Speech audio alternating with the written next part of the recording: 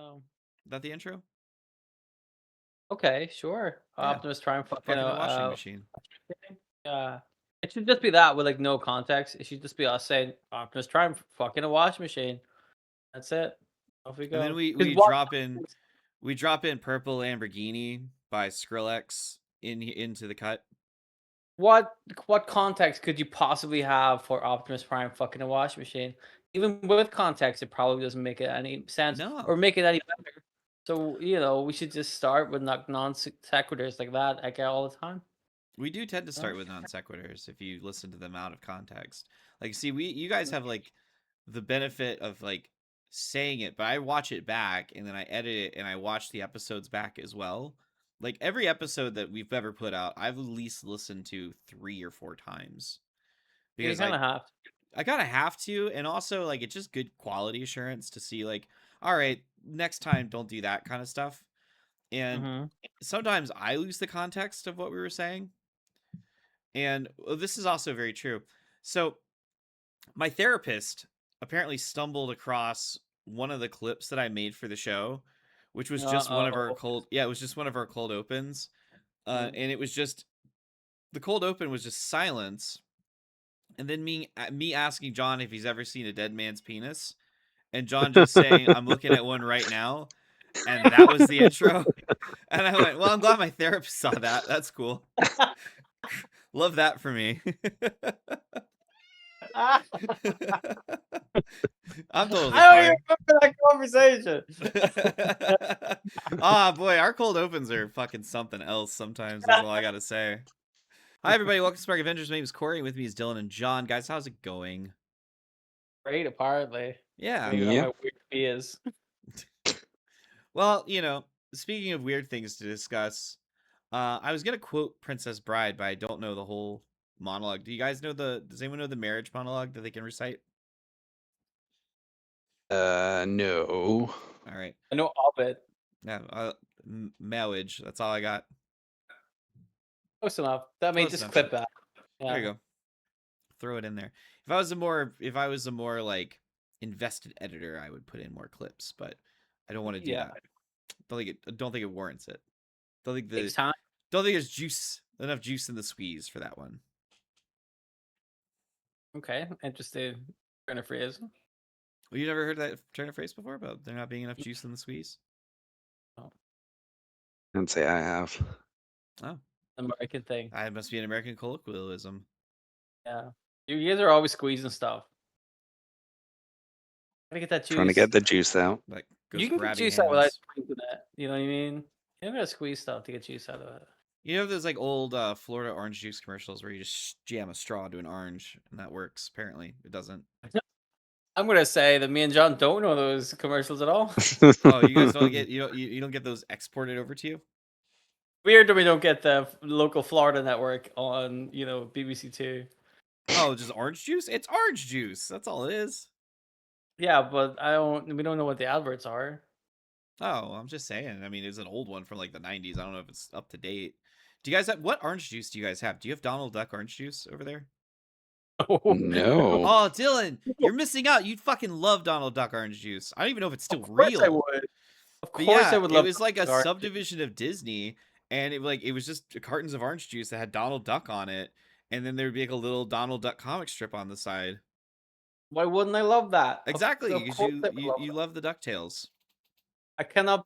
First of all, I don't know about you, John. This is the first time I've ever heard about Donald Duck orange juice. Yeah. What's the connection there? I don't think there is one. I'm gonna have to look it up now. Holy shit. Famous fictional duck and sealer. Donald Duck. It's been around since 1940. Donald Duck is a popular American brand of orange juice. It comes in both frozen and refrigerated forms, owned by the Florida Natural Growers brand. Company that makes Donald Duck orange juice has changed its name over the years. Blah blah blah. Yeah. Okay. Yeah. Donald Duck orange juice. Okay. Can we I don't know about you guys. Can we just like not do what we were supposed to talk about and just We're gonna talk have to about start the episode stuff? over. We've gotten so far derailed because I'm talking about Yeah. We could listen. We're not gonna have a lot of stuff to talk about with marriages. We'll just tack this on at the beginning, and it'll be fine. It'll be grand. You know, we can do this. In I'm just 1987, the brand was the subject of a lawsuit between Citrus World and its rival Tropicana Products, which alleged that Donald Duck, quote, fresh and natural brand was being marketed deceptively as fresh squeezed juice when it was actually made from concentrate. So there you go. The controversies of the Donald Duck orange juice. of which there are many. He was a controversial duck. Disney branded juice drink website. Oh, apparently this is not a safe connection.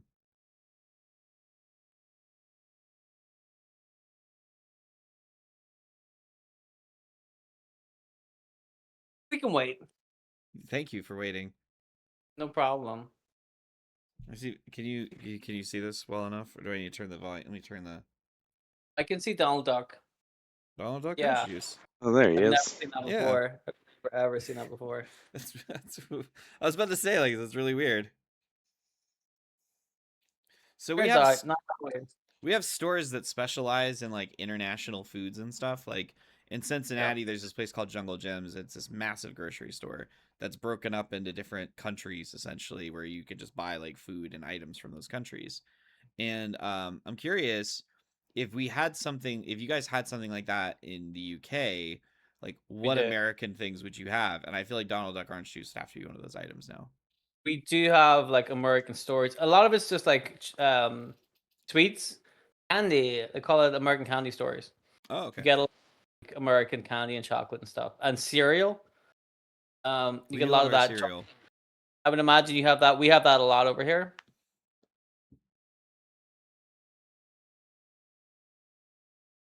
Does John have that? Not really. I don't. Really? Why I is it don't only? see him out and about. I see them. There's like a ton of them. There's a couple of them in Belfast for sure. Like these specifically just American shops that seem to have nobody in them, and yet there's loads of them, and it's bizarre because there's so much. You know, real estate's very expensive. This is I don't. We can cut this at any point. This is fascinating. Real estate in like a big city is it's in small towns it's very expensive. So for big cities to be able to like open up a building of a decent size on the main street or adjacent to the main street is very expensive. For you to be able to just sell a load of American products that nobody seems to be buying, and Yeah. you multiple of these stores, different, not chains, just independently. How are they still in business? I've seen a video. I never watched it, but there was like a YouTube video that's talking about this. I'm like, this is all very clearly a front. Something else. I'm like, well, that would explain that because otherwise, none of this makes any sense. You know what I mean? Yeah. Mhm.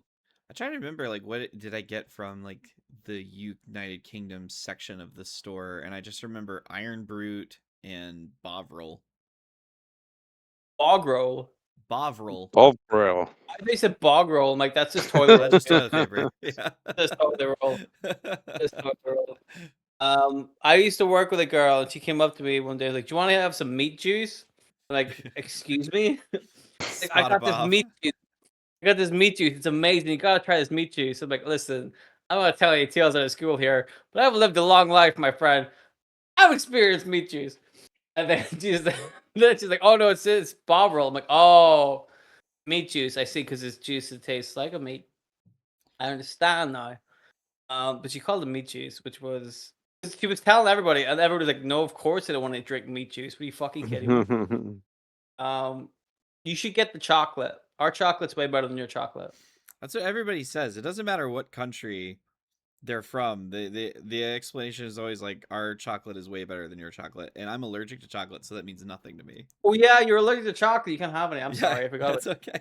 That. Yeah, I had a when I was in the emergency room last week, I had to have that question a couple of times of like, what are you allergic to? And I went, hold on, let me read out the list. And I was like, Chocolate, bees, newspapers. pretty much. I mean, hopefully they weren't trying to treat you with chocolate. Yeah, I though. was kind of I kept saying like I don't know if this is necessary because like You know, because I said like, oh, you know, I'm allergic to nuts. And they're like peanuts or pine nuts. I went kind of all of them. And they're like, okay. And they're like, what about peanut butter? Because that's different. I'm like, yeah, that too. Not different, it's the same. It's still peanut related. Yeah. They had like, to put away the peanut butter sandwich after that you told them that. exactly. Yeah. They were like, they're gonna inject me with it. They have one ready to go. Because like that's how you solve all ailments in America, Give him a sandwich. right? Yeah, like Robert Kennedy is like this close to just being like everybody's problem is not enough peanut butter, and that's because Donald Trump invested like $1 billion into peanut butter stocks like 2 days before that. He invested into Peter Pan peanut butter because Peter Pan's eternally a child. Yeah, and very fuckable. Go make that open. So, guys, welcome to the show. Hi. We are going to be discussing today something that's kind of been on the list for a while. For those of you who don't realize it, we don't just pull stuff out of our ass occasionally. We do have a list of like topics that we're going to get around to covering at some point. And so this is one of them that I thought was kind of an easy one, but I think also has potential to go in a couple different directions. And that is the notion of comic book marriages. Because very famously, if you want to sell a lot of issues, gotta have a wedding issue. Superman and Lois had a wedding issue back in the early 90s, early 80s. Cyclops and Jean Grey got married in the X-Men. Did Peter Parker and Mary Jane have a wedding issue? I imagine they would have. Absolutely. They did indeed. So they have them all the time. And then, of course, you know, we can't allow stuff to be good for too long. And then they decide to break it up for one reason or another, right? It's a comic book. You need conflict. Yeah. Yeah. So it's kind of very famously, if we want to just kind of dive headfirst into this, the most famous example that actually I think was kind of tongue-in-cheek referenced by DC Comics in a recent issue of Superman, Mary Jane Watson and Peter Parker. Very famously got married, were together for a very, very long time. And then old Joe Quesada was like, you know what? I don't like this anymore. Yeah. We're going to have Peter Parker's septuagenarian aunt get hit with a fucking elephant rifle and turn into a fine mist. And then Peter be so upset that she died because he had unveiled himself as Peter Parker to the world during the Civil War storyline that he makes a deal with the devil to resurrect his septuagenarian aunt in exchange for his marriage. Which For still, the record, yes. For the record, I have to point this out because I talked about this whenever we did worst deaths Yes. in comics. I have to clarify that she didn't actually die. No. She was on death's door. She was about Should to have been die. fucking dead. So we don't know if she would have survived. We can guess that she would not have survived, but the fact is, we don't know if she did or not because Peter Parker was like, "I'm not even gonna wait for my old lady to die. Yeah. Who will die anyway. I'm just gonna preemptively make a deal with the devil to stop that." According on this very equation, just in a the future, just a casual death, you know, a casual deal with the devil. We all know how those go. That's still, like I said, when we talked about that at the time, I kept remembering like, no, she should have been dead. Because like the guy that Kingpin had hired to kill Peter Parker had to have been packing some shit. Because if you're gonna shoot a superhero, you're not just gonna shoot with a standard bullet. Like he's packing an elephant round or something, and that would have absolutely obliterated a 7-year-old woman. This is something we talked about at length, which is about how stupid that storyline is. Is that if you're intending to shoot Spider-Man, plenty of people have tried in the past 70 years to shoot Spider-Man with very little success. You would think the guy you've hired to kill, and you think Kingpin would fucking know that if you're gonna hire a guy to kill Spider-Man, he'd better be half decent at his job, and he's not, and he couldn't even kill an old lady. So, which is weird, because like you think about it, what was it a named character who tried to assassinate? It was just some dude. Because I would say it was like, was it even like Crossfire? You know, like lower level mercenary in Marvel side. I don't think so. I think it was just a guy. It's wild. All right, so that being said, fast storyline. So that being said, obviously, the topic of should characters in the DC and Marvel world be allowed to have long-term relationships and get married is a point of contention for some people, because they made that decision previously with Peter Parker and Mary Jane, and then like 20 some years later the editorial staff at Marvel decided that actually it's not a good thing and we need to undo that because now Spider-Man's unrelatable for whatever reason. So DC kind of did something very similar when Tom King was writing Batman.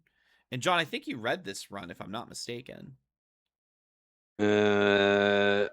Yes, the run where he and Catwoman. Catwoman, like get into a relationship and then eventually get married. Well, they don't though.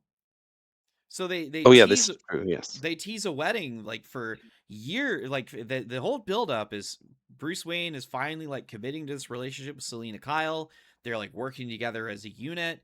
And then like they put out, I remember they put out like all of like the art for like this is Catwoman's wedding dress and they're actually gonna do it. They're actually getting married. And then like hard shift at the, Catwoman leaves him at the altar essentially for all intents and purposes. Mm-hmm. So, there's obviously some characters that they're fine with letting be married, and some characters they're fine with them not. And I'm kind of just curious, like, what are your thoughts on that? Does it depend on the character? Are you fine with it? Like, if they want to make that kind of run, do you think that once they make that sort of decision, it should stick? Like, what are your thoughts? Very broad, I know. I think a lot of the time they want to do stuff which is gonna like attract attention and, like you say, sell like issues. Like the big marriage issues tend to be big showy affairs which they can kind of make into a special occasion type comic book which hopefully will sell more. But then the like temptation is always just to go back to the status quo anyway. Like with Peter Parker, like, and Mary Jane, they got married and that sort of aged Peter up a little bit. And I think the thinking behind Joe Quesada wanting to split them up was, it makes Peter younger and I guess more relatable or something if he's like still the kind of, photographer for the Daily Bugle who's um, living paycheck to paycheck and kind of, unreliable and kind of screws up all the time, the Parker luck and all that kind of stuff.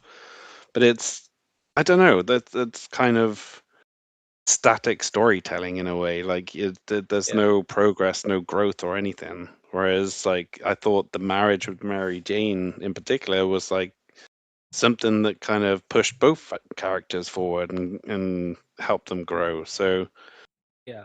yeah, I don't really understand why we kind of keep pulling the rug out from these relationships. I think it depends on the characters a lot. So, like, if you look at, I mean, obviously, maybe either we're wrong or Joe Quesada was wrong. It's hard to say. I mean, it's obviously him because we're never wrong. But in terms of like Peter Parker, Mary Jane, like consistently throughout that book, even whenever he was going out with, Gwen Stacy, there was a spark between him and Mary Jane. This is like a historic thing. It's been running through that comic for ages. And they went out. It was amazing. Then they got married, and it fit. It suited them, right? So for them to get divorced, I think the real reason that everybody got annoyed with what happened was that it just seemed like so out of character. They were such a good couple that, like John said, as a team, they benefited being together more than they did being separate. And history has proven thus far, especially in Mary Jane's point of view, the separation hasn't really improved either character more than had they have been together. So I'm sure we'll circle back to Peter Parker and Mary Jane, but to me, like that's a couple that got married and should have stayed married because the benefits of them being married outweigh the negatives. Together, they make a very good couple. And I would also, so like all the stories you can tell would be with them as a couple, and they would work really well together. I want to also bring up another point, another married couple, which was Black Panther and Storm, right? Which again, they seem like a really good couple. They seem to work really well together. But as a writer, you would know that there's probably more mileage eventually with both of those characters separately. They can have a run as married people together for quite a while, and they were a great married couple. But I feel like with that kind of couple, the natural story arc is to meet, to get together, to get married, split up again, go their separate ways, and then have, have growth that way.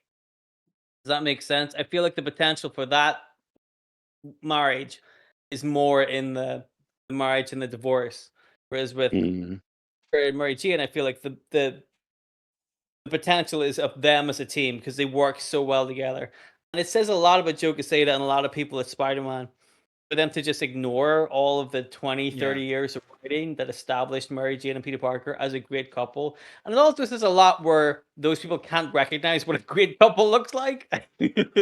So here's a weird thing to, I guess, point out. Like, and this is mainly just because I'm familiar. Like, there have been plenty of, I don't want to call them Elseworlds necessarily, but like Mayday Parker, Spider Girl, that was established that she is Peter and Mary Jane's kid, right? Mhm. Mm-hmm. They've done a lot of stories where Peter and Mary Jane were married and had kids. Like the most recent Ultimate Spider-Man was a married Peter Parker with Mary Jane and their children. Yep. Um, it is interesting that, like, obviously that sort of mileage was there for years and years, and then that was a decision of like, oh, we need to refresh the characters, separate them. Did it seem like the characters took a step backwards? Because, like, I don't know if you read the Mary Jane Watson that is being written now as Venom, so to speak, or before that when she was Jackpot, or when she was in her random like team up comics with Black Cat, is that the same character that was in the 90s with Peter? Or like, did the character take a step back, like, on a maturity level? For me, I feel like it took a step back because I haven't been reading the recent Spider-Man books, but I have read after Brand New Day or whatever. And like their insistence to bring Peter Parker back to that kind of everyman, down as luck kind of character that he was means that whatever way you slice it, they have just reverted back to 20, 30 years ago. They have just turned him into the character that he used to be and have kind of ignored all, because they just ignored all the personal growth he had went to. They just built it up again for like a new generation. They're like, well, I've seen all this. You know what I mean? It's like watching a new Spider-Man film where they shoot Uncle Ben or whatever. Like, I've seen this like 3 times. We know he dies. I don't want to see it again. It's already happened. Yeah. They, they lose a lot of good faith that way because they didn't do anything new with Spider-Man. They just did the same thing they had been doing with Spider-Man. And they didn't do a whole lot with Mary Jane either. They didn't really justify either of them being split up. They kind of had Peter Parker go in a couple of different relationships with people, but it was never like, you could tell it was never going to be a long-standing thing because the fans still really wanted him to get back together with Mary Jane. Mm-hmm. So I to think as well they did try and like mix things up with Peter down the road because eventually, they did the whole kind of Tony Stark route with him where Parker Industries got really big and then he became sort of this rich and famous, industrialist kind of thing.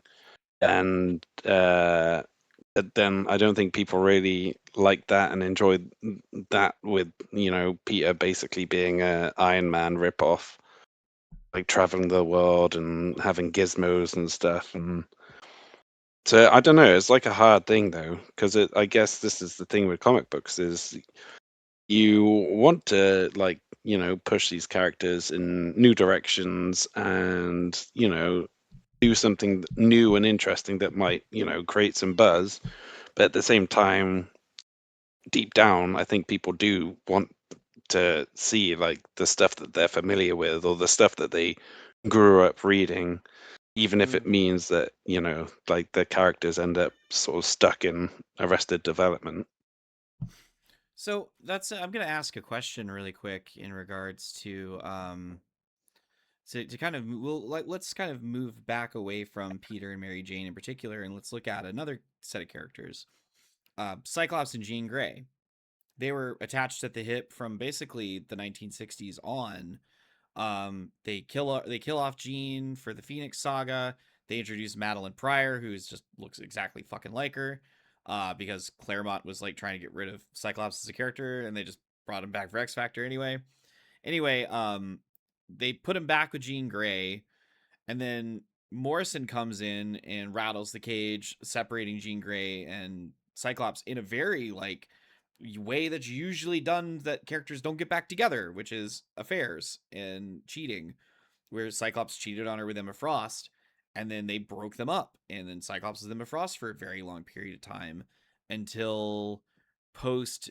I mean, was it post the Phoenix saga, the Phoenix Force 5, as people refer to them as, where they separate them again, separate Cyclops and Emma, and now he's back with Jean and implied that they're married again. Which I don't understand how that works necessarily, because they got married in the comic, and then I assume I don't know if they officially got divorced before Jean died. So because Jean died and came back, but when she came back, Cyclops was dead, and then he came back. Their marriage, I guess, is still in place technically. I think if you both die and then both come back to life, the marriage resets. It resets. So that way, I mean, if anything, good on them for saving on legal fees, because it getting married costs money, and I think that's funny. Yeah. But yeah, I love how, like, listen, if you want to get back together, we both have to die. Cyclops is like, all right. I guess I'll just Terrigen mist myself or something. Trouble with that though is that technically, you know, Cyclops was married to Madeline Pryor before he married Jean Grey, so she died, Madeline but then she came back to life. So I think Cyclops is technically a bigamist. Is it that the right one? Cyclops is looking at all the telepaths, going, "Yeah, boy, this is me." Well, is Emma Frost now going? Should I kill myself? No, she was married to Tony Stark for a hot minute. Right, but that's one of those things where you're like, what the fuck is the point of this? That is still very what the fuck. Yeah, like we don't need. I still don't really understand. And I think in her recent miniseries that she was in, I think they had her like almost pining for that as well. Like, don't try to make the marriage to Tony Stark seem like it was something genuine. Please don't. She was with Cyclops for so long, and they never got married. She saw what happened to his ex-wives, and then she just up and marries Tony Stark for no reason. No, like, there was a reason. It was the thing to do with Orcus. They weren't going out like it wasn't real. No. She was posing as she was posing as his like assistant. Yeah. Anyway. Tony Stark and his, but I think that's a really good point too. Let's set aside the Madeline Pryor thing for now, which is what I feel like Marvel has done. We're setting a lot of things aside, just so you know. Set that aside for now. If you look at Cyclops and Jean Grey, that was a relationship that a lot of people thought was like kind of set in stone and was like really, you know, untouchable, if you will. Although with X-Men, of course, we know nothing's untouchable. And then the thing with Grant Morrison happened, and of course, some of the people on this show might disagree with Grant Morrison and the stuff he did. But I think that he only did pertaining to Magneto, though. Well, that's fine then. And this is really pertinent. That I think he did it in a really like a kind of smart way that had like a lasting success. Like that was another one of those things he did that shook things up, but also had a lasting impact because Cyclops and Emma Frost were together for a long time, and people bought into it. They bought into it because of the way it was presented. Even though before that, Cyclops and Jean Grey seemed like such a really great, wonderful character. I mean, if you are going to bring Madeline Pryor into this counts because Madeline Pryor was essentially the same as Jean Grey. You can see why Cyclops had a thing for a particular kind of lady, aka somebody that is or looks exactly like Jean Grey. And for him to go for somebody completely opposite than that, this bitchy, blonde, horrible person, and to have them stick around, and that dynamic was really fun too. The dynamic between Cyclops and Emma Frost was totally different than they did between Cyclops and Jean Grey. It was fun. It was always well written. It was fun to read. That kind of stuff is important too, because again, that's not the stuff they did with Spider-Man. They didn't have him move on. Essentially, they didn't stick with it. They just kind of like, we'll just come up with a bullshit reason why they're not married, and you have to live with it. Whereas in the X-Men, they kind of had the balls to like actually make things happen. Yeah, it makes Cyclops look like a dick. Yeah, right. But it actually added a lot to his character. Yeah. It really did. It made him like it added stuff to him. It got rid of like the Boy Scout, He wasn't reputation. just the goody good, like blanket, here I am kind of guy. It was he had more layers to him. It was interesting. So X-Men relationships in particular ebb and flow. Because like as of right now, the big married couple in the X-Men, if we're not going to count Cyclops and Phoenix, it's Gambit and Rogue, who have been married for a hot minute now, and they got married in a misdirection wedding issue where it was going to be the marriage of Colossus and Kitty Pryde. But then Kitty Pryde left Colossus at the altar. Gambit and Rogue are like, well, fuck it. Priest right there, let's do it. And they did. When was that? They got married. It's been almost 10 years, I want to say. They've been married for Yeah, a I minute would now. say so. They've had a Yeah. couple of miniseries together. How long were? Sorry, go ahead. I was gonna say because before that, Rogue was fucking around with Magneto in the Kieran Gillen X-Men Legacy comic. Mm-hmm. Well, how do you feel about that? It is what it is. There's precedent for it. It goes back to like Rogue and Magneto being in the Savage Land, I believe it was. So it's not like it was out of nowhere to pick it back up again. Okay. I think Rogue and Gambit more of a classic couple anyway. Yes, I think that they've had that history for so long that, and again, that's one of those things in comics where when they finally do get married, it's very satisfying because you've seen them for so long be together and see how this on and off relationship to finally see them get together. Quite satisfying. You feel like, and I say this is obviously a huge mark for Gambit and Rogue, but it's a really good kind of conclusion to like that part of their story that you've seen for so long, 20, 30 years of them flirting with each other. And now they can move on to like a second part where it's going to be like, hopefully 20, 30 years of them as a married couple until one of them makes a deal with the devil to save their horse or whatever. Gambit might already be there. He's turning into a dragon monster. Well, Gail Simone, she me and her think of the similar way. So there's actually a new number. Speaking of Gail, there's a new number 1 coming out next week that I might be getting written by her. It's about boxing. Yeah, it's about boxing. Interesting. Yeah, I'm curious to see if that works out. Anyway, kind of going back to it though, like like I mentioned Colossus and Kitty Pryde. The X-Men is full of these sort of like couples that are like cursed with teasing on again, off again, whatnot. No semblance of permanence. Like Storm and Wolverine's a very popular one. Storm and Forge is a big one. Wolverine and Ray. Yeah.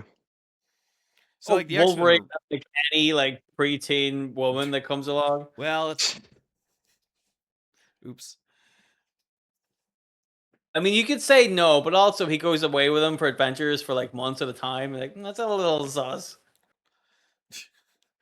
Moving on. Anyway, he did it. I didn't do it. But I mean, technically, he's way older than everyone as well, so the age gap there is 100 years old. Yeah. Well, the problem with Wolverine is his age gap is so big; it's like impossible to like logistically run it back. He's got an age gap with everyone. Exactly. If he's gonna go by those strict rules, who is he gonna fuck? He's gotta have somebody for him. Tough being Wolverine. Captain America, I guess. Closest. Yeah. Sabretooth. Even then, it's still a pretty big age gap. Sabretooth? Yeah. Then, depending on who the writer is, you're like, is this incest? I don't know. There's a whole... Yeah. It's a sticky... That's almost a sticky situation right there with Sabretooth. We should probably leave that one. We'll just leave that well enough alone. But yeah, no, like I said, they're full of him. I mean, and... X-Men, for example, they just established very recently with the marriage of Mystique and Destiny in a wedding issue that many people were pointing out as kind of fucking weird when you think about, like, Captain America attended that, and you're like, hey, Cap, she's a terrorist. She's committed a lot of crimes. Like, maybe it just seemed like, I think there's only one character in the comic that was kind of pointing out, like, why are we celebrating this? They're both terrible people. Yeah. 100%. Because it's a marriage. You gotta go. You gotta buy him a George Foreman grill. You gotta do the whole thing. It's the law. Yeah. It's the law. We don't make the law. We just break it repeatedly. So we've mentioned a couple of examples there. To kind of throw one over to the DC side real quick. DC had a thing that happened in the early 2010s, a little something called the New 52, caused by Flashpoint. And before that happened, DC had a lot of very long time established relationships. Clark Kent had been married to Lois Lane for a very long time. Uh, Barry Allen had been with Iris West for a long time. Wally West had been with Linda Park for a long time.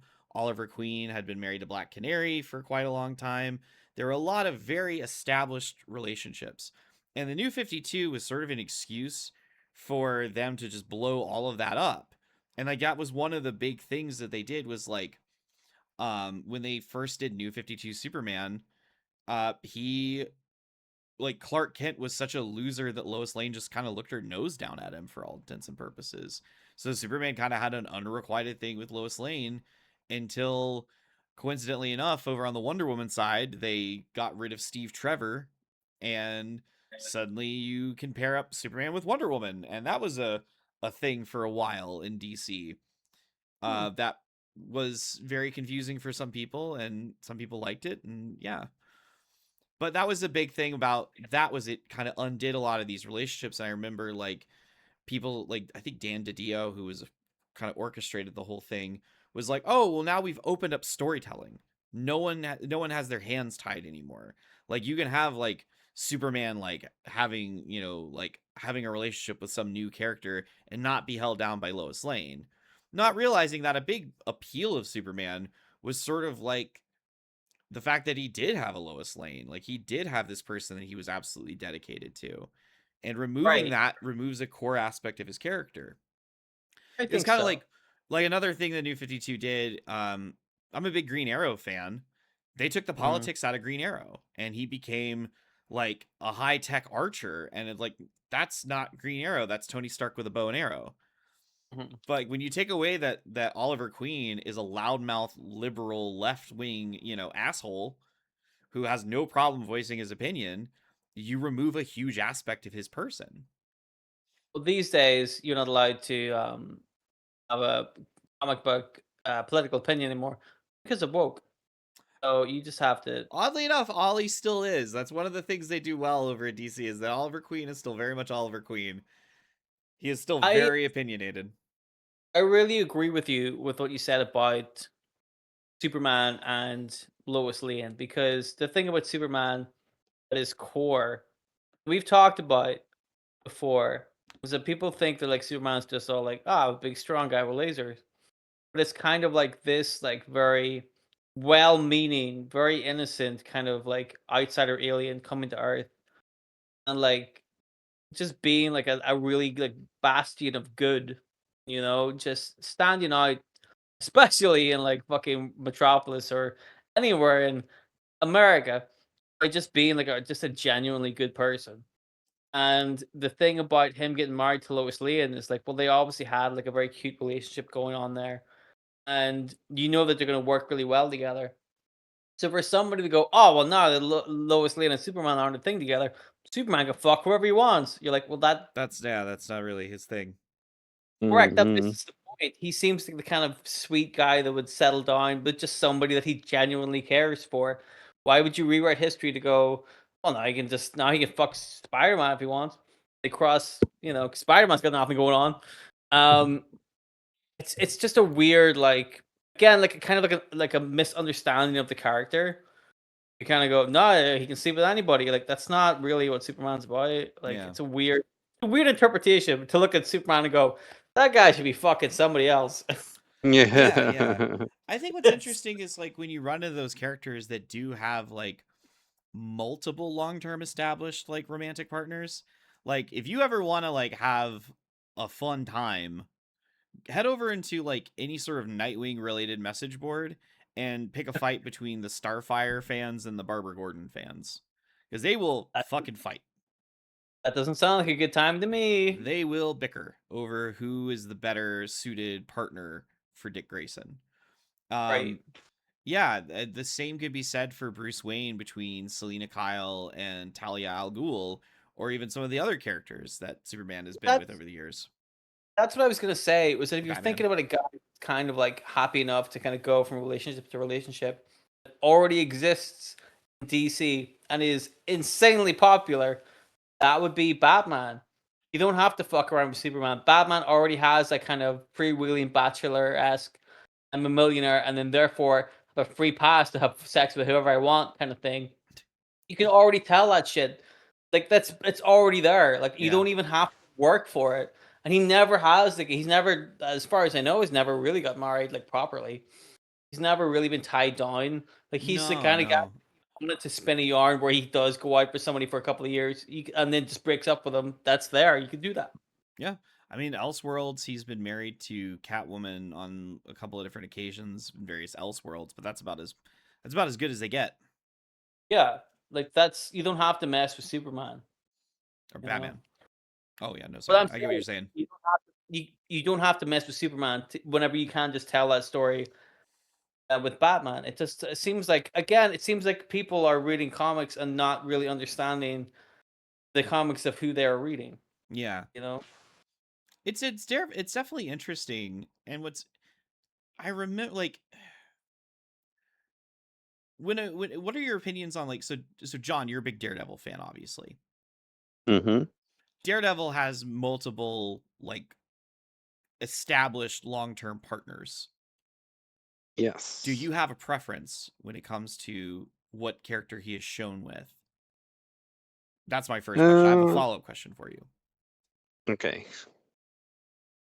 I mean, I don't really have a preference. Like, I guess Elektra is the one which kind of sticks out the most because their relationship kind of goes back to his earliest days as Daredevil, and then it has like that sort of star-crossed lovers, almost tragic kind of history to it as well. yeah. But then, to be fair, Daredevil, pretty much all of his relationships have ended in tragedy anyway, so uh, that probably doesn't narrow it down for him. But I don't know. I think Daredevil kind of benefits from the fact that he has had all these different relationships, but then they've all kind of gone pretty badly for him and the people he's been in the relationship with as well. So my follow-up question to that is, when you're reading a Daredevil run and they introduce a new female character that is implied to be a romantic interest, in your Mhm. head, are you already going, how are they going to write this character off? Pretty much. And that's I not meant mean, to be a joke implying that it's a Daredevil book and they're going to kill her. Because I had the same thought about some other books that I was reading and they introduced a new character. I'm like, how are they going to work their way out of this one? yeah, Well, yeah, with yeah. the Daredevil one, it does seem a lot like how are they gonna kill this one How are off? we going to kill this one? Daredevil. Well, they might not kill her. They might, make her go crazy and then end up in an That's insane true. asylum. Yeah. Yeah. The doomsday clock is starting to tick down, in other words. Exactly. I remember there was a Nightwing run where they introduced this character. I can't remember her name, but basically like every Nightwing run usually starts with them trying to establish a civilian identity for him, because you try to separate Nightwing from Batman as much as possible, and one of the easiest ways to do is to give him a job. So Nightwing has been a bartender, he's been a cop, he's been a cab driver, and in this particular bartending, well, he was a bartender at a cop bar. Cop bar. It was a cop bar. But anyway, he was working at this like recreational center, and the recreational center had meetings for a support group of like characters who were minor villains, and like of course he like knew all of them. And in it, the girl that was running it was like the villainous kid's sidekick of some art theft person. I think like Pigeon or something like that. The Pigeon. And she was She was like a graffiti artist that was the Pigeon's sidekick. The Pigeon? Yeah. The Yeah. real? Or did you just up? No, that was not made up. I believe that was a character's name. But anyway, so like he meets her and they get to chat and like, you know, she's like a cute alt girl. And then they establish that Dick Grayson's in a relationship with this girl and she knows that he's Nightwing. And like they even did a pregnancy scare issue with them where like she thought she was pregnant and like Nightwing's having to like like deal with that internal monologue. Very weird issue for a comic book to write about. But like the whole time I'm reading that, and I'm like, all right, cool, I get it. But at some point, this character will not be around anymore. And Right. and eventually, like they do like the comic book misunderstandings. He's late one too many times. She's got to go do her own thing, and she leaves him. And another Nightwing character was when he was Rick Grayson. Yes, we talked about it. So he got shot in the head and he got amnesia because he got shot in the head.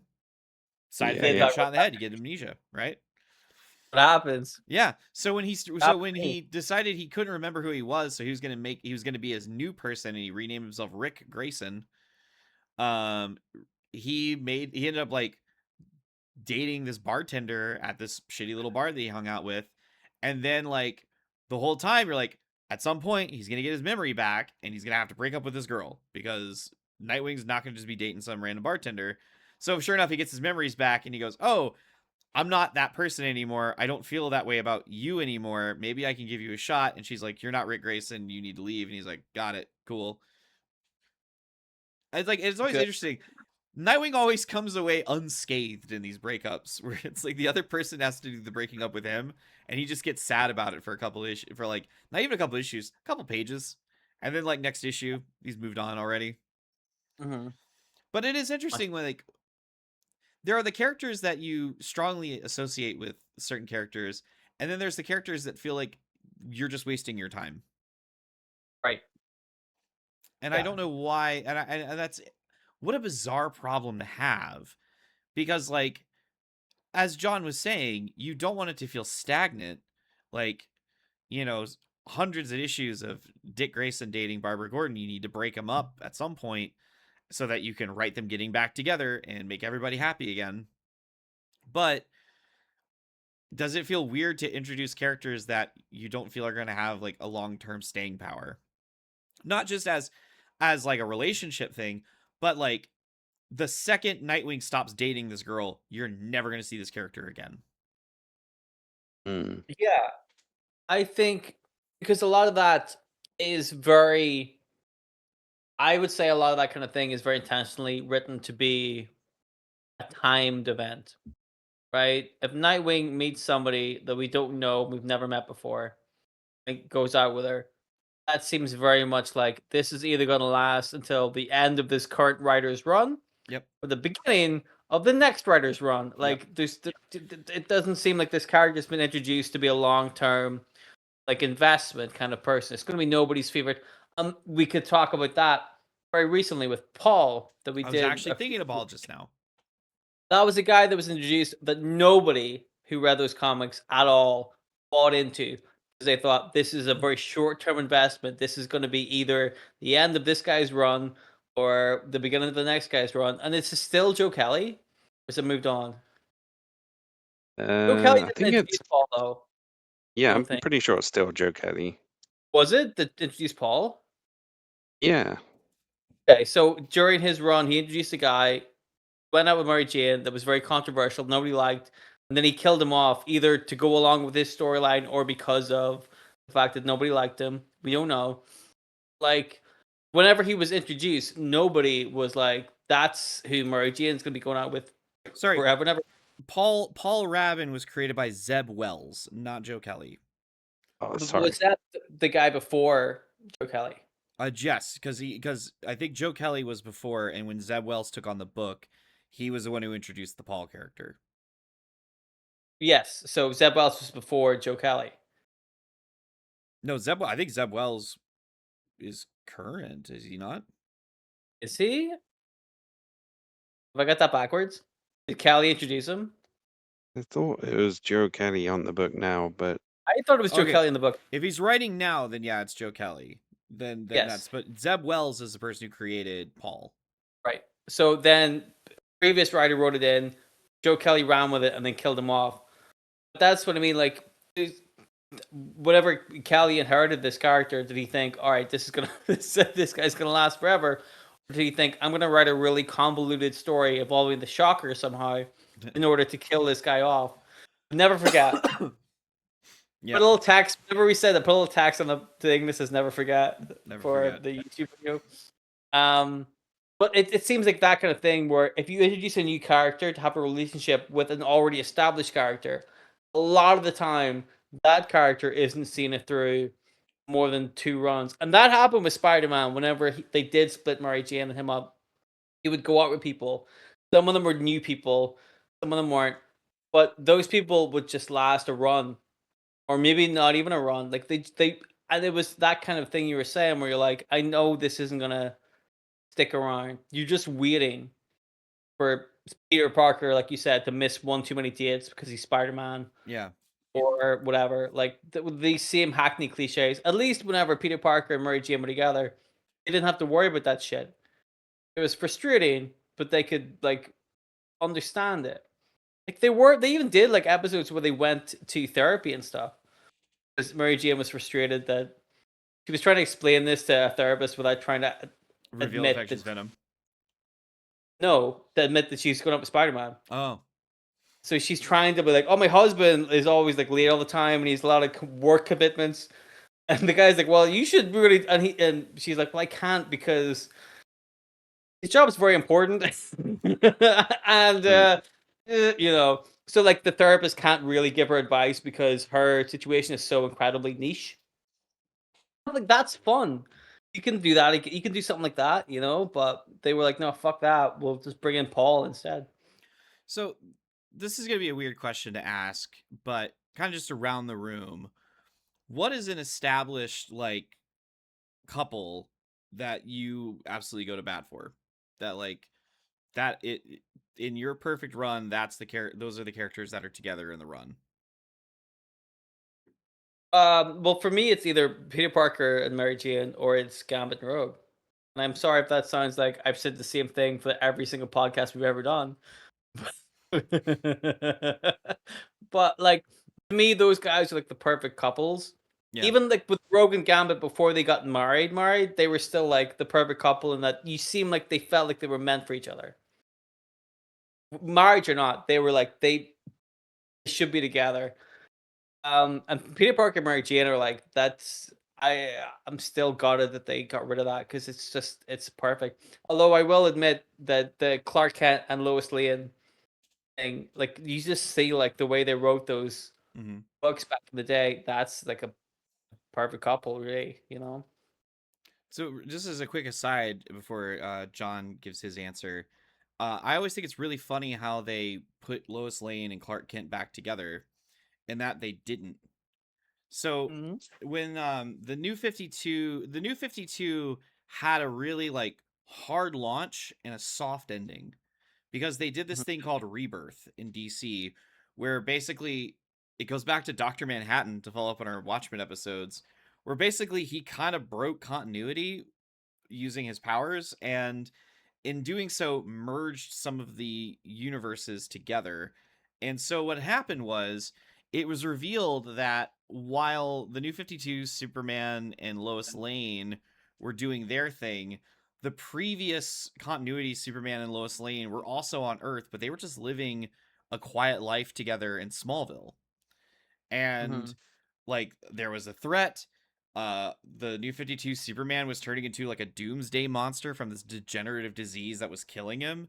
New 52 Lois Lane she like got superpowers and then converted into raw energy and dissipated. And so there they went.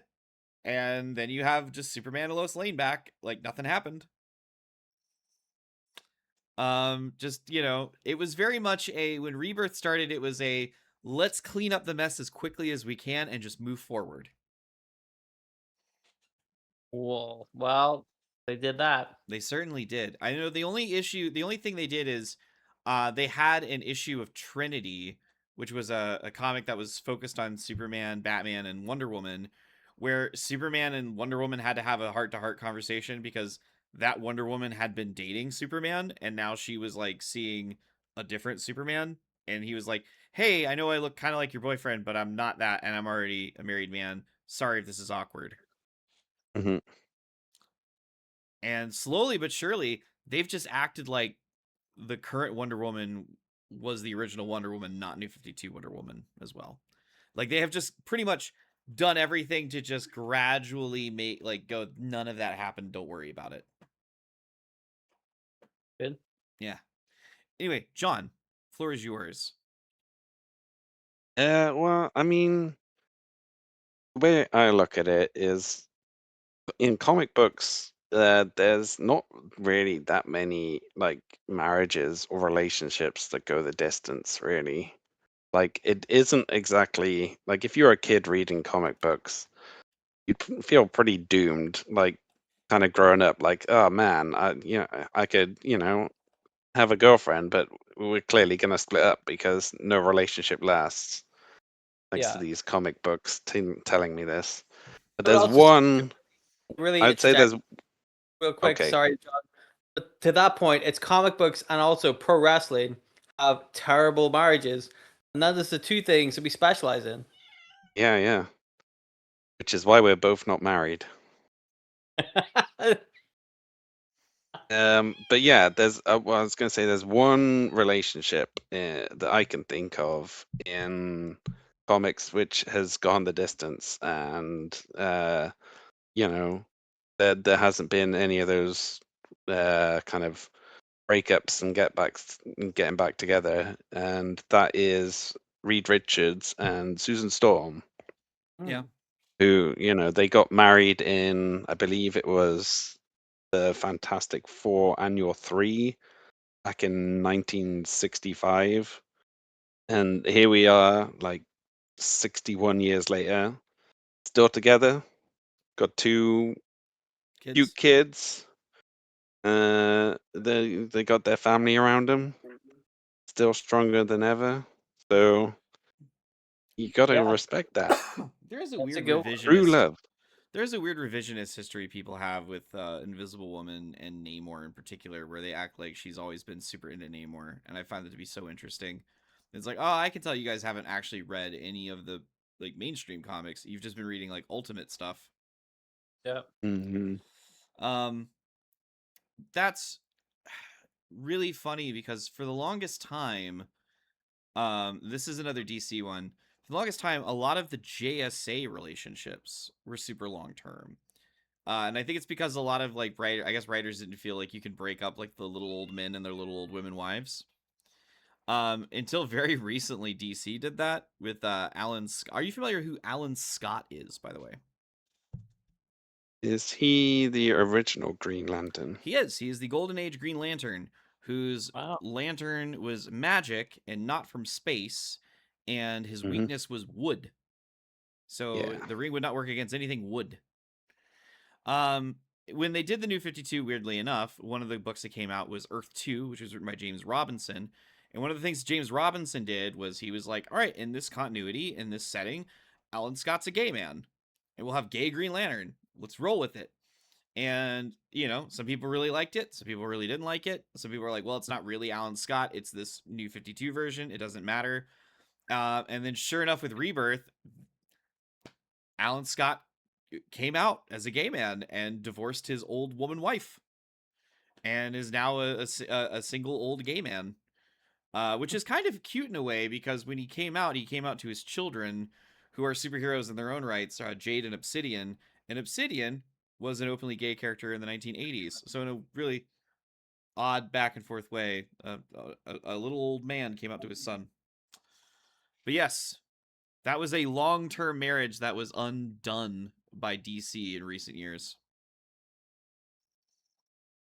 Cool. Yeah. Oh. So anyway, I guess would like to answer my own question. I mean, kind of the Superman Lois Lane one. I think that's just a whole aspect of the character that you can't really, I think, get away from. Even in the movie, when they're not married, the most recent James Gunn movie, Lois knew that he was Superman the whole time. and like Yeah. it implied they'd been dating for 3 months, which is probably the most Superman fucking thing in the world, that he would be unable to tell his girlfriend that he was actually Superman, or that Lois Lane is just that good of an investigative journalist she figured it out. She's pretty good. Yeah. Fair. She's pretty good. All right, so let's throw it out here. Are there any current canon relationship stuff that you don't care for? I know that Paul and Mary Jane was one for a long time, but we don't have to worry about that at the moment. Yeah. Are there any others that are sticking out to you? I don't really know a lot of modern comics anymore. I am struggling to think of a recent one. Is there one Corey knows of, or can I ask a different question? Well, so the one I always think of is so a couple years ago, there was a writer named Megan Fitzmartin, and she got a short story in a book called, I think it's Batman Urban Legends, which was like a real thick book that was like a collection of mini stories every issue. I had the whole run. It was pretty good. It was a pretty good run. Just great variety of characters, creative teams, and art styles. It was really good. Anyway, I'm not a fan of Megan Fitzmartin, and I'm not exactly a fan of the way they did this, but they were writing this story about Tim Drake, who's the third Robin, and that Tim was having these, like he was having identity issues, and a lot of people assumed it's because he was sharing the Robin moniker with Damian. So there's two Robins in DC continuity. All the other Robins have assumed different identities. Dick Grayson became Nightwing. Jason Todd became Red Hood. Stephanie Brown is one of 3 Batgirls. Didn't really help her cause, but she's a Batgirl now. But Tim and Damian are both just sharing the Robin moniker. And that's what a lot of people, I think, at first thought the whole story was going to be about. But in reality, it was a story about Tim realizing that he's bisexual. And in this story, Megan established that he had formed a romantic relationship with a character named Bernard. And Bernard was a side character from an early Tim Drake Robin comic in the 90s and 2000s that is dull as dishwater. The character is just really boring, and there's not anything to him. And there's a lot of Tim Drake fans who are very upset about this relationship. That because before that, he had a very long relationship established with Stephanie Brown, dating back to the early 90s. And there are some people who aren't exactly crazy with the fact that they decided that Tim was bi. But as somebody who is pan / bi, if we want to just group them all together for my sake, or the sake of the comparison, I'm absolutely fine with the fact that Tim has a male partner. I just wish he had a more interesting male partner. Like, right. It's just like, to me, Bernard is really boring, and the fact is, in Matt Fraction's Batman run, Tim Drake has retired being Robin because he wants to have a normal life with Bernard, and it's like, now I can't even read Tim as Robin because he's in this relationship with this guy who is the human equivalent of watching paint dry. Bernard's just a rich kid. Like, that's it. Right. Like, don't you think that's a big part of like a lot of it too? Like, whenever Mauricio was going out with Paul, he's a nice guy. I'm like, this is a comic book. This guy is the most. He's a lovely person if he was real, but he's not. He's just really boring to read. Yeah. Like, I would, that's part of it too. People don't seem to understand that. You can show healthy relationships in comics, but a healthy relationship doesn't always mean just the most basic character you can think of. Like we were talking about with like Lois Lane and Clark Kent, they worked really well together. No, that doesn't mean either of them were boring. They had a great relationship. Also, they had their own lives and opinions and things to say and do. They weren't boring, you know. Yeah, well, essentially, like, what it comes down to is, like, again, we talk about how content or conflict creates content, right? So, Lois Lane and Superman are opposite characters, and James Gunn illustrates that in his movie in a scene where they're having a heart to heart, and Lois is like, I question everything, and I don't trust people, and you trust everyone you meet, and you think everyone's beautiful. And that's sort of like the crux of it. Like, Lois is a force of nature in a way that Superman is not. So you have to have something about the character that's interesting. Like a lot of people that really like Storm and Wolverine, for example, it's because temperamentally they're polar opposites. But it's something that when the characters come together and writers play with that, you see how that contrasts and how they bring different aspects of each other out. And that's interesting to explore. Tim Drake is my favorite Robin because he's the inquisitive one and he is the detective of them. But if you were to strip away the Robin moniker from Tim, then you're like, he's a really smart rich kid.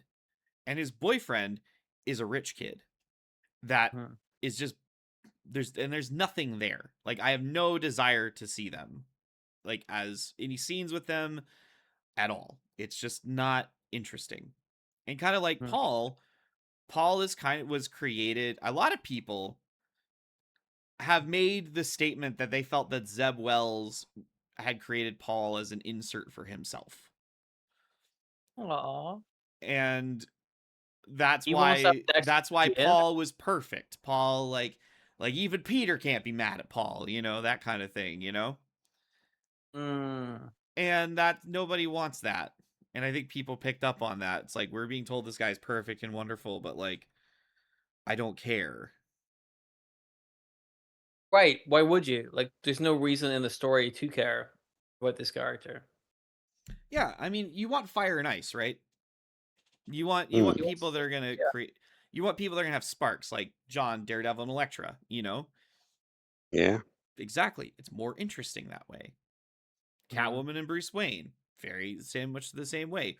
Rogue and Gambit, Rogue's way more hot-headed than Gambit is, and that's kind of like the thing about them. They have the sort of the Pepe Le Pew and the girl cat vibe to them, where he's always chasing after her, trying to prove himself to her. But yeah, no, I don't know, interesting. I just always thought it was kind of an interesting question if there was anybody that stood out that you're like, I kind of wish this dynamic would just be over with. And it seems like you guys got your wish with Paul and Marvel, and I'm kind of hoping that Fraction decides to bring Tim back in some manner, because they created a whole new costume for Tim at the beginning of this book that seemed like Tim was going to be a big part of it, only for him to be like written out of it by issue 6. Yeah. So yeah, we'll see. We'll see. Yeah, that being said, is there anything else that we could talk about with this? I suppose we've kind of You guys remember whenever Dr. Octopus almost married Aunt May? Yes. I was going to bring this up as well. Here's the thing. I have to say this. Dr. Octopus is a man of eclectic tastes. Because if I'm not mistaken, when he was in possession of Peter's body, he was dating a little person, right? Yes. Yep. Man's got a variety to him that a lot of people can attest to. He also, I think, wasn't he? I don't know if they officially did, but he was having a thing, or they hinted at a thing with Stunner, right? I don't know if they ever officially did that. Did they? Yeah, I think that was hinted at. I'm not sure if it was ever official, but I know that she clearly pined after him. I'm not sure if they ever officially did something, but I feel like they probably did, because as we've established, Dr. Octopus, quite the player. Well, the reasons for him wanting to marry Aunt May as well is absolutely hilarious. We should establish that really quick, shouldn't we? Yeah, I mean, so For love, apparently surely. he was wooing her for the sole benefit of trying to get his hands on the nuclear power plant that she had just inherited on a remote Canadian island, because that's something that gets passed down between people when people die, is nuclear power plants. Tell me about it, dude. I have 6 of them. Yeah, I don't know what to do with them. I don't know what to do with them. Give them to Dr. Octopus. Take them. They're all yours, dude. I don't care. Give me some money. That's it. You don't have to marry me. I don't know if you want to. But it's kind of funny as well, though, that even though the marriage didn't go ahead and the relationship wasn't real, Otto has always had like sort of a soft spot for Aunt May and like treated her as like like I don't know, someone he almost cares about, which is kind of weird in its own way. But also, don't you think that issue where they're like Doctor Octopus and Aunt May are gonna get married, like, it seems like a really iconic kind of very memorable Spider-Man issue because it's Oh so yeah. weird, also so very like it's so very Spider-Man at the time. You're like, yeah, and why wouldn't Doctor Octopus not make it married? Of course, you know. That to me again, that stands out like very much like one of those pro wrestling weddings where it's very much like I watch the show to see what happens, and then at the end of the show, it's like, well, turns out nothing happened, kind of deal. But Someone got pushed into some cake. it was Eric Bischoff, you know. Now Glad's always gonna be happens. mad. You know. But it's still very memorable. And I thought that we couldn't do an episode about weddings and comics without talking about that one. I'm just like now looking back at like I looked up Stunner when you mentioned it. I'm like, man, Octopus had some range. Oh yeah, like all over the place. Age, height, Ladies weight, man, doesn't matter. ladies man, He'd fuck ladies man. anybody. Hologram, he'd fuck it. He's good with his fingers. There's so many of them. Just a lot of them are like metal and they clank. They're really cold. Cold metal fingers. Hold on, let me warm them up for you.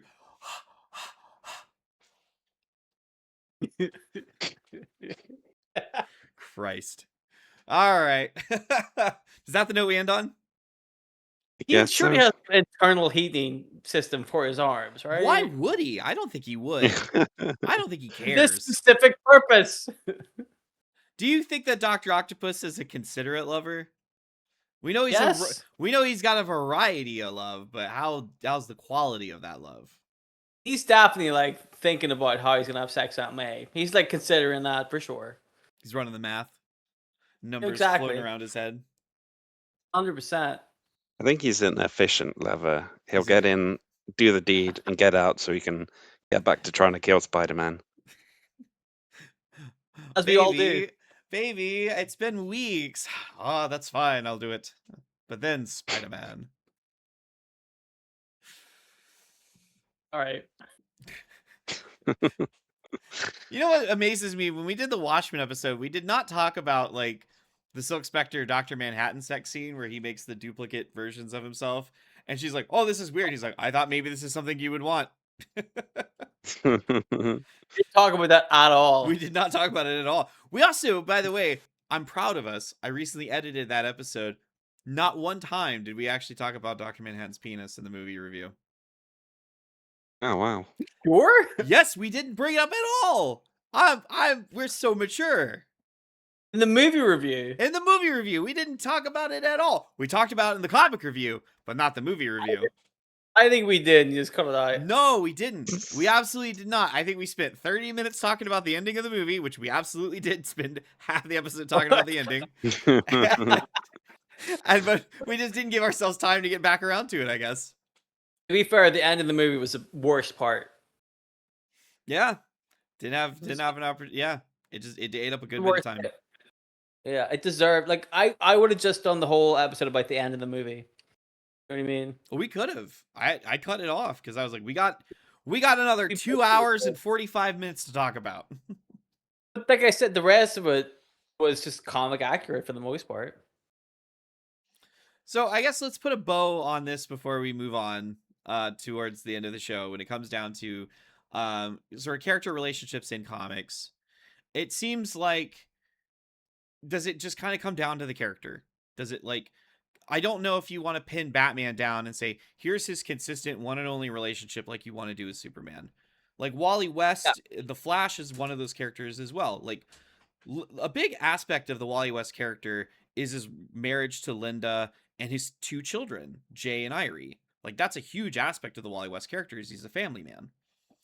But like, you don't want to do that with Hawkeye, I guess, you know? Right. I agree. I think it's a character-based thing. You know, we look at, like you said, Superman and Batman, 2 clearly very different characters, you should have two clearly very different defined relationships with people. Clark Kent should be going out with Laura, like, or married to Lois Lane. Batman should be living that playboy lifestyle.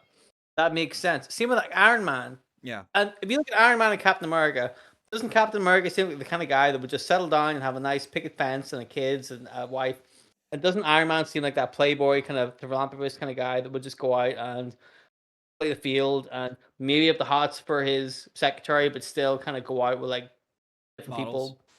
Well, Yeah. I mean, but you mentioned Different that, character. but when I was reading Captain America, like I'm a big fan of the 80s and 90s Captain America run. He didn't have a consistent partner and the most consistent was like Diamondback in that period of time where she was like trying to leave the Serpent Society. But That was a weird thing. Doesn't that seem like the kind of character that would, Well, or yeah, at least would that's absolutely want, why they wrote him that way in the MCU. He was right? still carrying a torch for a woman that, was 80 years old or dead. Well, it's a fine line, Between 80 years That's old what I and mean. dead, it's very, very fine. Yeah. Yeah. Fine line. Dr. Octopus doesn't matter. Nah. I'll find him, but that's what I mean is I think it I think it depends on the character a lot. Don't With a lot more clicking and clacking. yeah, you put that in the other game. Every time you do that, just put the click clack noise in. I think it depends on the character like heavily, you Yeah. know. Same way we're talking about Daredevil. Like Daredevil doesn't seem like the kind of guy that just because of the way his life goes and the character he is, doesn't seem like the kind of guy that would realistically be able to hold down a long term relationship. What's he gonna have Catholic guilt over, Get that a lot. John, final thoughts? I think like just being a superhero in general probably isn't conducive to being in a long-term relationship. Like the fact you have to run off and like at the drop of a hat to go save the world or stop some bank robbers or whatever, like that makes it hard to kind of uh keep consistency in a relationship, I guess, and reliability and stuff like that. So the fact that even like some of these relationships, which are even between like two people who are both superheroes, don't work out because there's always stuff to do, like worlds to save, people to save, things like that. So maybe it's just superhero marriages and relationships which are doomed, but us regular folk, we can, like have lasting relationships. Yes, we So can. it's not all doom and gloom. Yeah, we can learn from those guys. It's true. Learn what not to do. None of us are Spider-Man, as far as I know. I'm staying quiet. John. That's why we can't see your face. Yep, because he's not wearing his mask. John, real quick. What is your movie count at for the year? I am now on 576 movies for 2026. Very nice. And what was your most recent one? It was a movie called A Bigger Splash by Luca Guadagnino. Okay. The guy who did like Challenges and Call Me by Your Name. Okay. It was pretty good. Like a rock star played by Tilda Swinton, who's on holiday with her younger lover, but then her old beau comes and crashes the party with a woman who might be his daughter, but he isn't sure. And basically, Ralph Fiennes plays the guy who's come back into her life, and he's kind of a train wreck, and he's trying to get back with her. But yeah, it was good. It was. I enjoyed it the second time a lot more than I did the first time. So there you go. So, John, where can the folks read your review of A Bigger Splash? They can find it on Letterboxd at Big John Bowski, or one word. And of course, that is linked in the description of this video. Dylan, what do you get up to during the week? Well, when I'm not getting married to Dr. Octopus and his sexy arms, I do a radio show every Monday nights at 9 o'clock to 11 o'clock on Bounce Digital Radio.co.uk. You can listen to it on your web browser across the world, wherever you are, so long as you're there at 9 o'clock on Monday at UK time.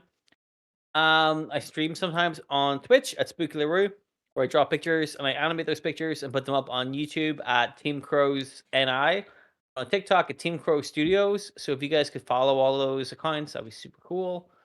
And that is it. All right. Now. And of course, I have my other show, which I kind of referenced earlier, called New Number Ones, which is also here on this YouTube channel. Simple gimmick is that every week I try to buy a new issue number one from the local comic book store and decide whether or not it's a series worth checking out full time. The last issue I just did was The Life and Death of Lucas Dreamwalker by R.L. Stine of Goosebumps fame. Yo! Yeah, it was not a good pick for new number ones because it turned out to be a one shot that was basically just a collection of shorts from a horror anthology that Boom Studios had put out. But it was very interesting. And Francesco Francavilla did the art, which if you're familiar with his art, it was very much in line with what he normally does. A lot of blacks, oranges, greens, and reds. Okay. Yep. So it was an interesting read. I also have my other show, Large Cup, which is a spoken word stream of conscious storytelling podcast, where I have 28 minutes to talk about whatever's off the top of my head. And it's always a good time, except for when it's not, and then it's a good time. But yeah, that will do us for now. Guys, any last words before we say goodbye? I think that's it, right? Mm-hmm. All right. Well, goodbye. See you later. Bye-bye.